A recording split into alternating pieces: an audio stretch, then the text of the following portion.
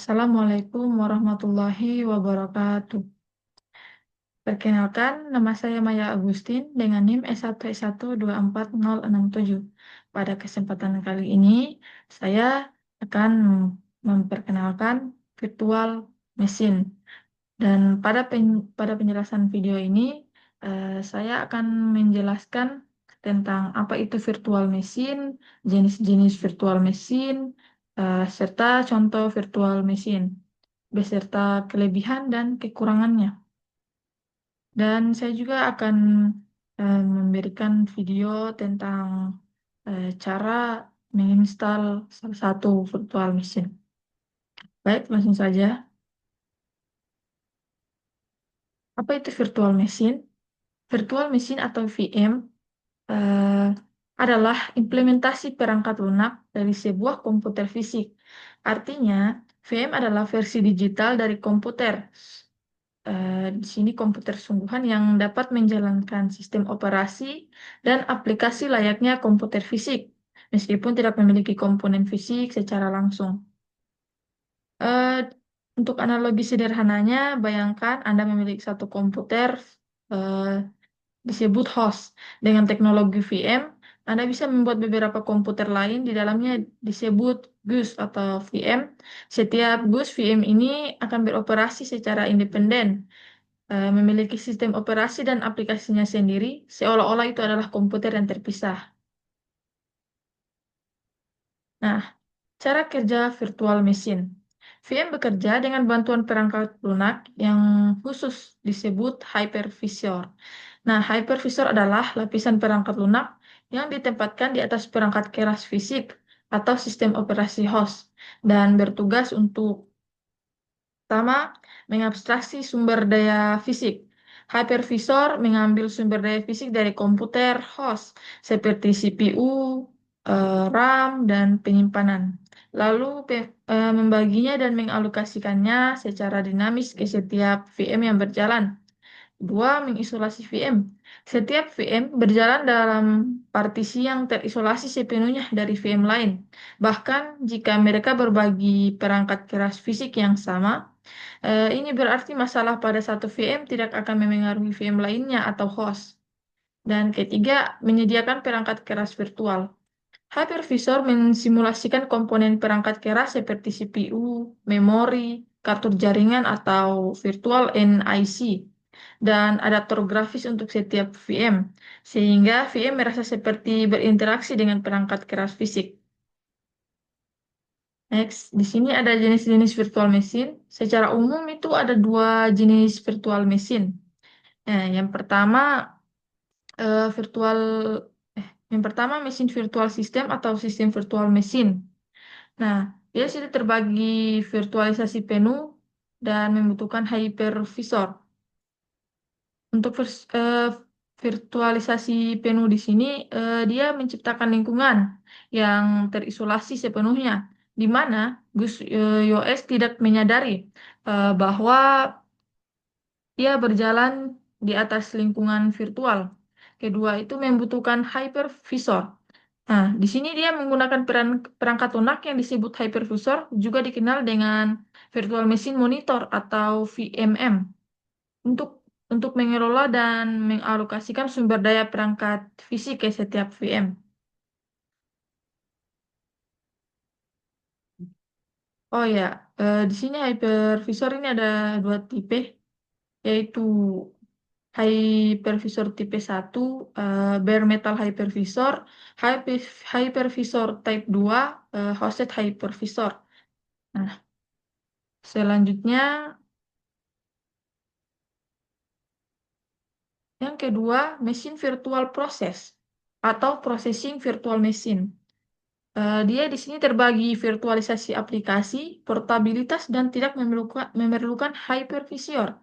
Nah, jadi untuk virtualisasi, jadi jenis VM ini tidak mensimulasikan seluruh sistem komputer. Sebaliknya, ia dirancang untuk menjalankan satu aplikasi atau proses tertentu secara independen dari sistem operasi yang mendasarinya. Mesin virtual proses menyediakan lingkungan runtime yang platform independen untuk mengeksekusi program. Nah, virtualisasi aplikasi di sini itu pertama fokus menjalankan aplikasi tertentu, bukan seluruh sistem operasi. Nah, selanjutnya portabilitas memungkinkan aplikasi untuk berjalan di berbagai sistem operasi dan arsitektur perangkat keras tanpa perlu modifikasi.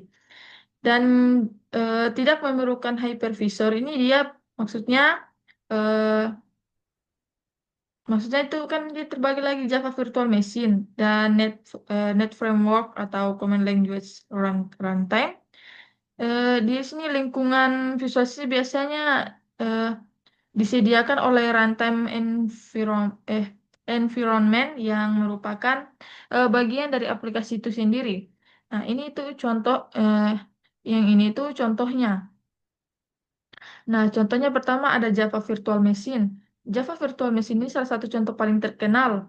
JVM memungkinkan program Java untuk berjalan di sistem operasi apapun, asalkan JVM tersedia di sistem tersebut, atau biasa disebut run once, run anywhere. Nah, selanjutnya yang kedua ini Net Framework atau Common Language Runtime.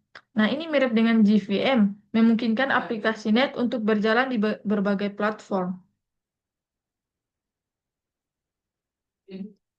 Selanjutnya kita akan membahas contoh virtual machine. Nah, untuk contoh virtual machine, pertama ada VMware, dia ini dari perusahaan. Terbagi lagi VMware eh, ESXi, VMware Workstation Pro atau Player. Dua ada Oracle VirtualBox. Tiga ada Microsoft Hyper-V. eh, Hyper 5, 4 Parallels Desktop for Mac, dan 5 ada KVM atau Kernel Based Virtual Machine. Untuk penjelasannya di sini VMware kita bahas. VMware untuk contoh ESXi ini adalah contoh hypervisor type 1 atau bare metal. ESX ini diinstal langsung di atas hardware server fisik. Anda kemudian dapat membuat dan menjalankan banyak VM, misalnya beberapa VM Windows Server, beberapa VM Linux. Di atas ESXi ini adalah pilihan populer untuk virtualisasi server di pusat data. Nah, selanjutnya VMware Workstation Pro atau Player. Ini adalah contoh hypervisor type 2 atau hosted. Nah, kita menginstal workstation di atas sistem operasi host kita, misalnya Windows 10 atau 11 atau Linux. Kemudian, kita bisa membuat VM di dalamnya. Misalnya, Anda punya PC Windows 11 dan ingin mencoba Ubuntu Linux tanpa menginstalnya secara permanen, atau Anda ingin menjalankan versi Windows yang lebih lama untuk aplikasi tertentu. Nah, kedua, kita bahas Oracle VirtualBox. Ini adalah contoh hypervisor type 2 atau hosted yang gratis dan open source.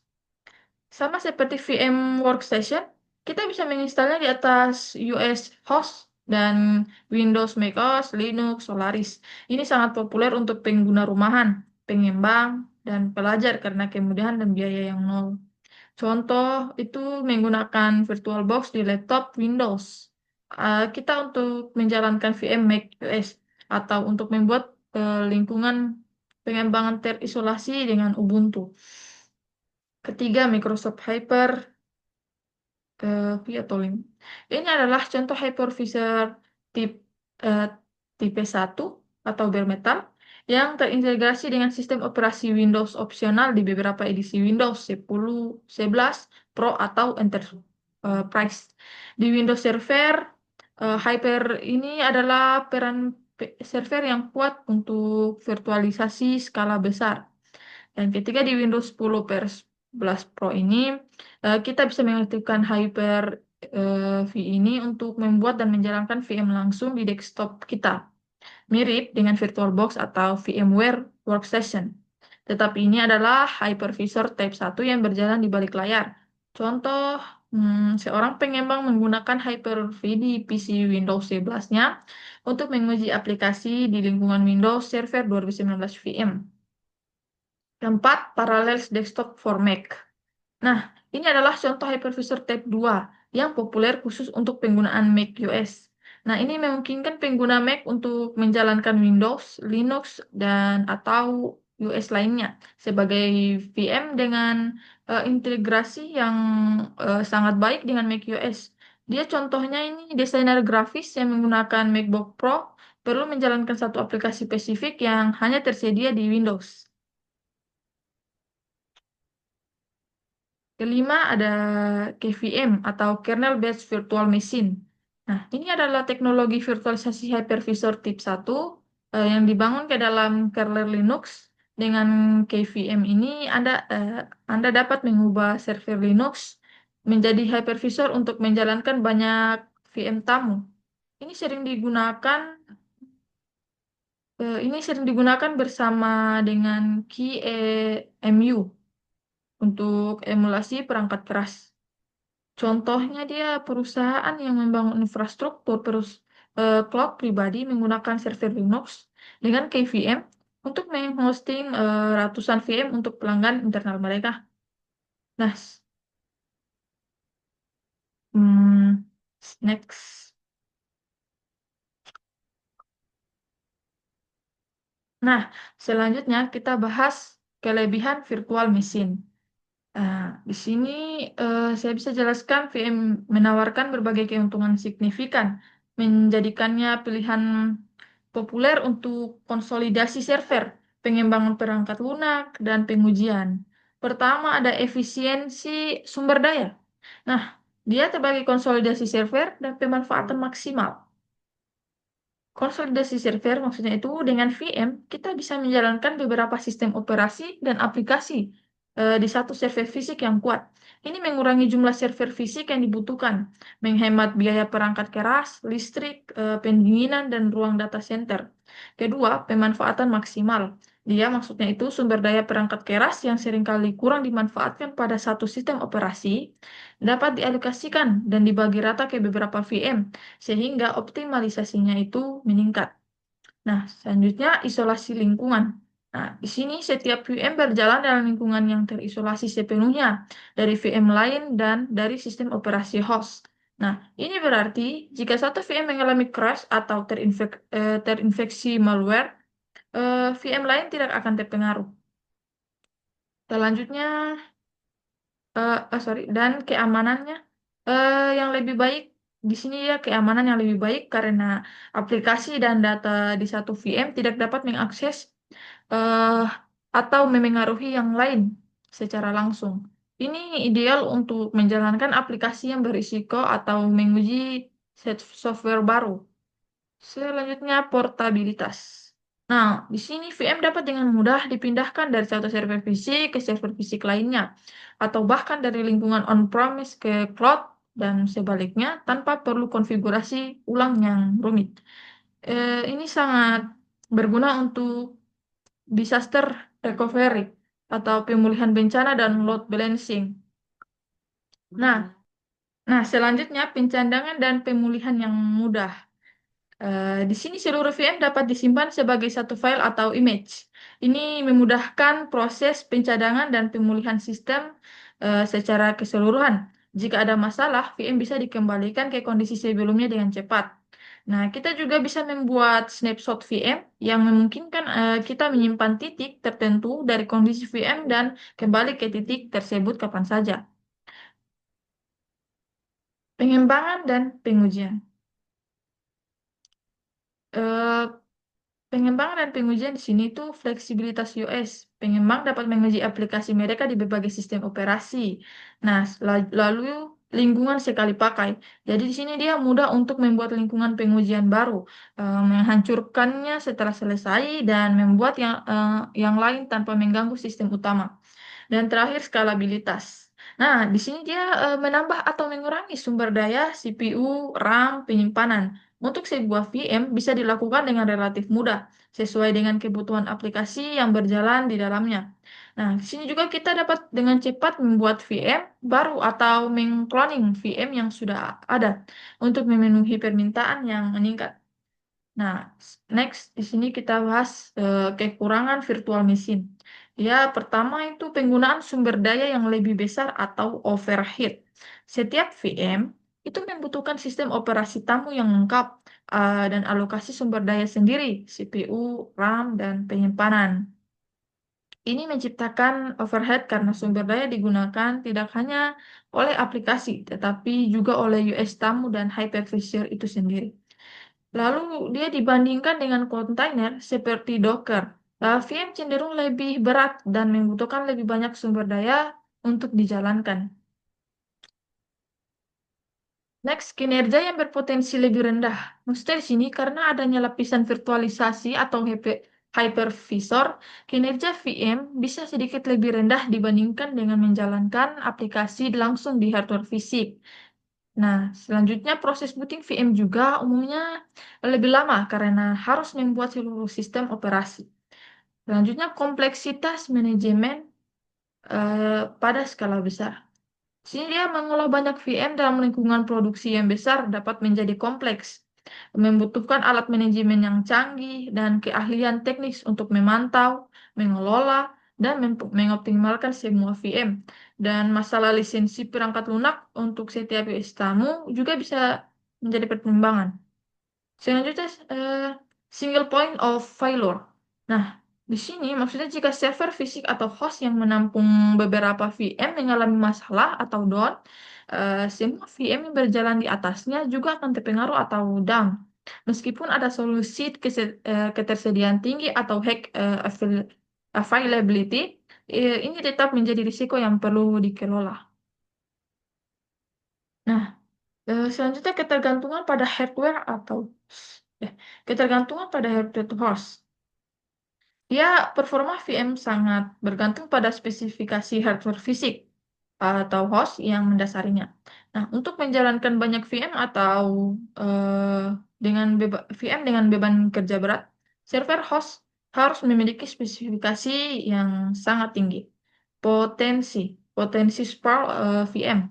Dia di sini karena sangat mudah untuk membuat VM baru, ada risiko terjadinya VM sprawl. Nah, di mana terlalu banyak VM yang dibuat dan tidak terkelola sehingga membuang sumber daya dan menambah kompleksitas manajemen. Secara keseluruhan, kelebihan VM dalam hal efisiensi, isolasi, dan fleksibilitas seringkali jauh melampaui kekurangannya, terutama di lingkungan enterprise, namun penting untuk mempertimbangkan kebutuhan spesifik Anda dan sumber daya yang tersedia saat memutuskan untuk menggunakan virtual machine. Nah, di sini juga kita bahas persiapan instalasi VM di Windows. Nah, persyaratan itu ya RAM minimal 4 GB, rekomendasi 8 GB. Nah, kedua, stroke kosong 20 GB plus, download VirtualBox atau VMware. Nah, dan file ISO atau US, contoh Ubuntu.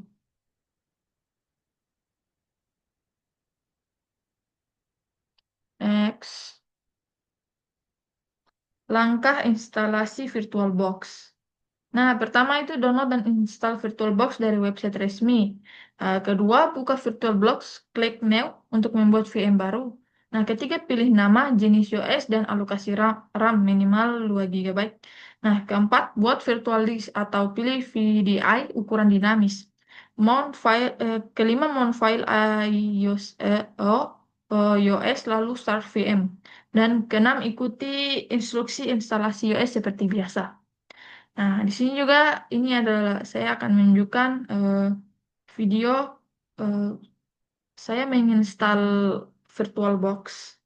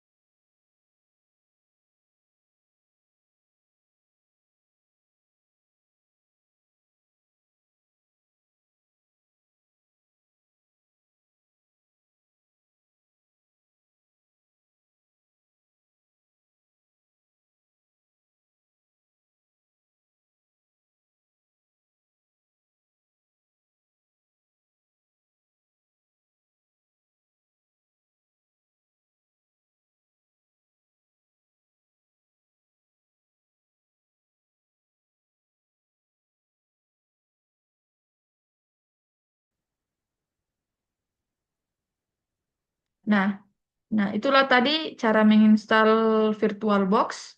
Eh,